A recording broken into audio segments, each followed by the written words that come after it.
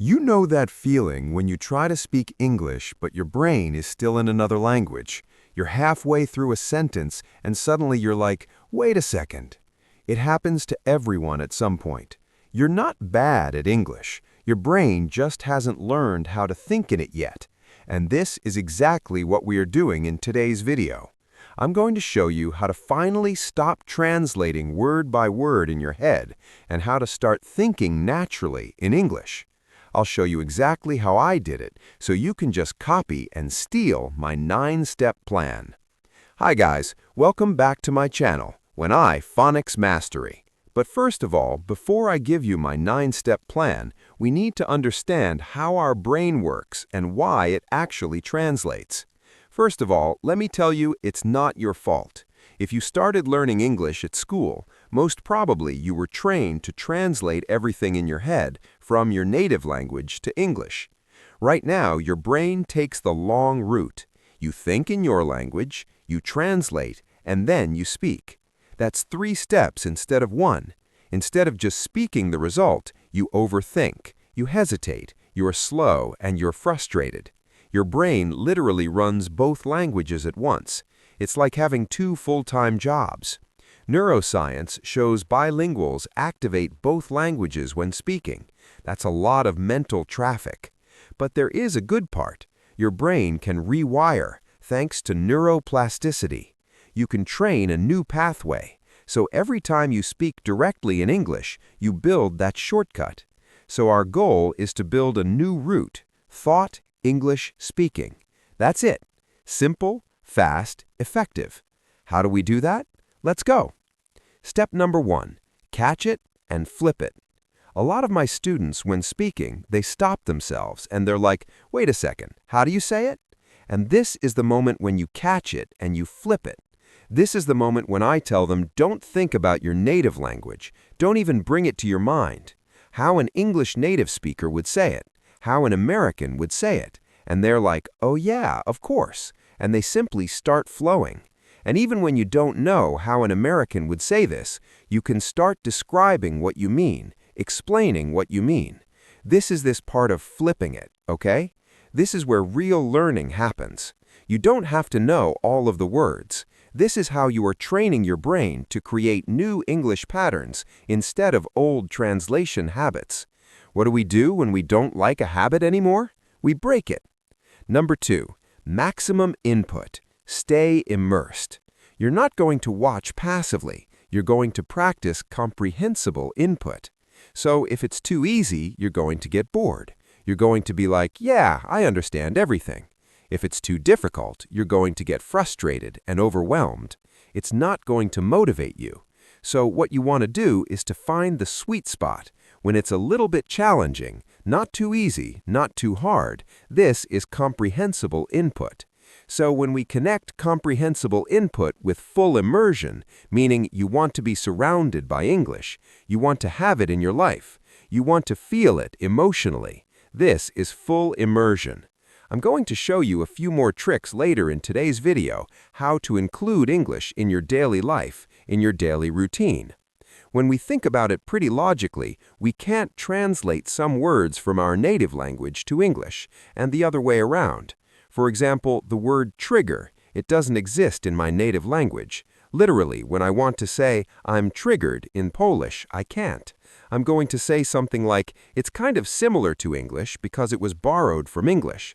So it's one more proof that it doesn't make any sense to translate everything from your native language to English, because it slows you down and it's not effective because some words cannot be translated.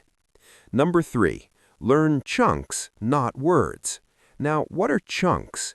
Vocabulary chunks are ready-to-go phrases, for example, at the end of the day. To be honest, take your time. So instead of learning the word time, I'm going to learn the whole phrase, take your time, because this is how native speakers actually speak, by using ready-to-go phrases, natural expressions that your brain can grab really fast.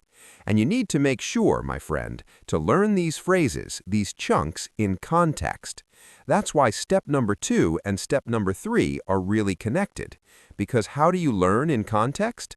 By watching it, by observing. This is how you connect the situation with the phrase. And step number 4 is actually also connected because you want to use these phrases in real life, in your life. Do you know how we learn?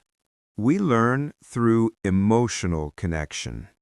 When something is highly emotional to us, this is how we remember it. The moment you use something in your life, it becomes yours.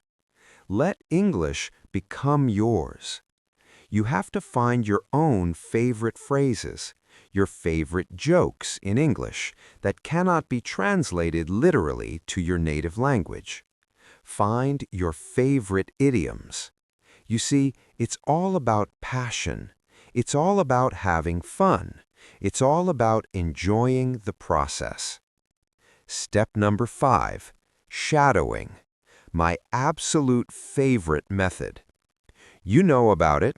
I talk about it in all of my videos. Shadowing native speakers is basically copying them.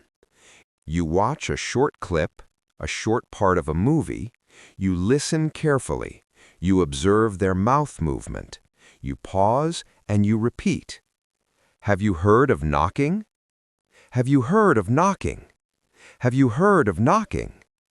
You repeat the gestures, you copy the intonation, rhythm, emotional expression, everything. Your mouth doesn't know how to produce these sounds until it produces them, okay? So you need to train your facial muscles.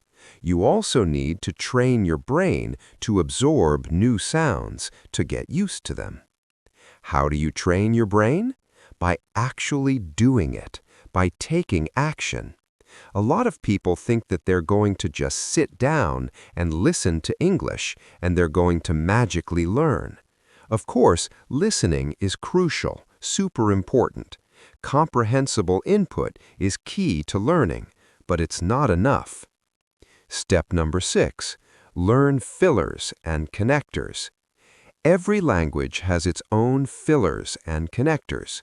For example, in Spanish, it's going to be something like es que or bueno, something like this.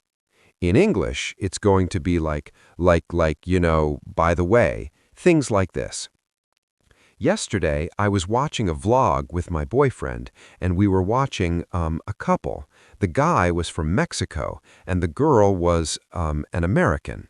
And when she was speaking Spanish, she was saying all the time, by the way, she was speaking Spanish, but she was using these English fillers. This is what you don't want to do. You want to learn American fillers if you are interested in American accent. You want to learn British fillers if you are interested in British accent. That's how real conversations sound, smooth. Absolutely not perfect. I use a lot of fillers in every language that I speak. I think it's pretty natural. It also shows that we are thinking, we are connecting emotionally with another human being. Totally normal. So teach yourself these fillers and connectors. How? The easiest way, by watching, by consuming a lot of content, by full immersion. But Veronica, I don't have time for this. I don't have time to watch so many English movies and videos. Step number 7. Time isn't your problem. We all have the same 24 hours. All of us are busy. Most probably some of you have kids, family, house to clean, food to cook, work to do. Maybe you also have your own YouTube channel, so you know how much work it takes. We all have the same 24 hours. Use every small moment to teach yourself something new. For example, you can talk to yourself while cooking. You can think in English while walking. You can explain something to yourself while driving. You can record a short video of yourself. You can watch something when you walk on a treadmill at the gym. For example, right now I'm recording this video.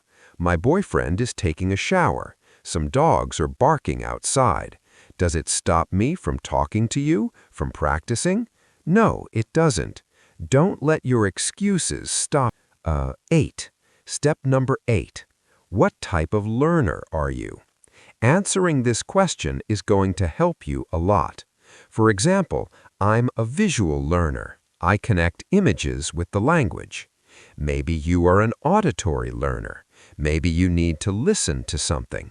Then this tip, walking on a treadmill while at the gym and listening to English, is going to work for you best. Maybe you are a kinesthetic learner. You learn through doing and moving yourself. For example, when I was studying at university, I had a friend who needed to go around her bedroom.